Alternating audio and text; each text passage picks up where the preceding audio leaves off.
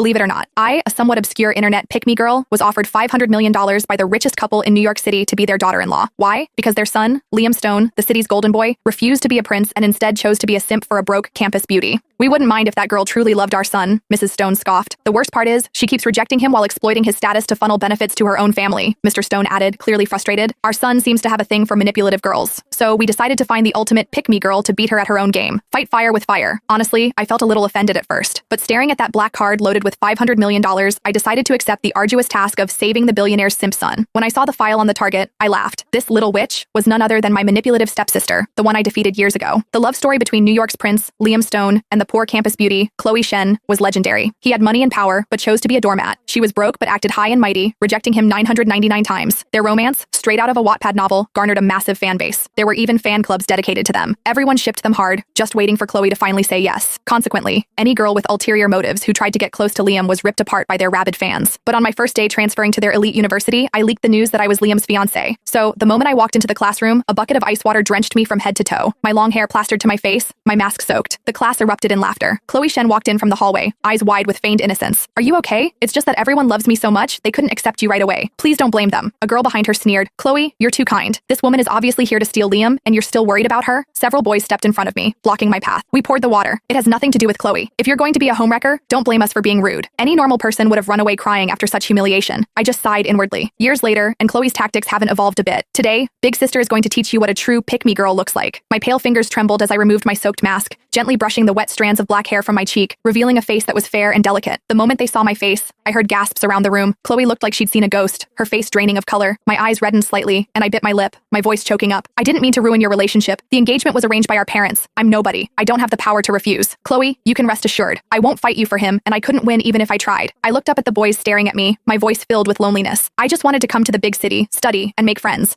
But now, everyone hates me. What should I do? The classroom fell dead silent. The boy who was hostile just moments ago turned as red as a boiled lobster, stammering. I'm sorry. My name is Mark. I'd love to be your friend. Even the girl behind Chloe softened her expression. Don't cry. We didn't mean it like that. Chloe hadn't expected me to defuse the situation with just a few sentences, turning the tide in my favor. She stared at me, as if possessed, her face twisting as she screamed. Sarah Shen, it's you bitch. Why are you showing your face here? I shrank behind Mark like a frightened rabbit. What's wrong with Chloe? Does she not like me? Mark frowned, shielding me from the hysterical Chloe. Chloe Shen, this isn't her fault. You don't need to take your anger out on her. This action triggered Chloe further. She rushed at me like a madwoman and slapped me hard across the face. As I fell backward, I saw a figure sprinting toward us. The fish had taken the bait. As predicted, I fell into a warm, broad embrace. The man looked detached as he steadied me and then let go. Are you okay? I lifted my fragile neck, clearly in pain but pretending to be strong. I'm fine. I just lost my balance. Sure enough, the moment our eyes met, he paused for a second. But to Chloe, this looked very different. Liam, why did you hug her? Is this bitch seducing you again?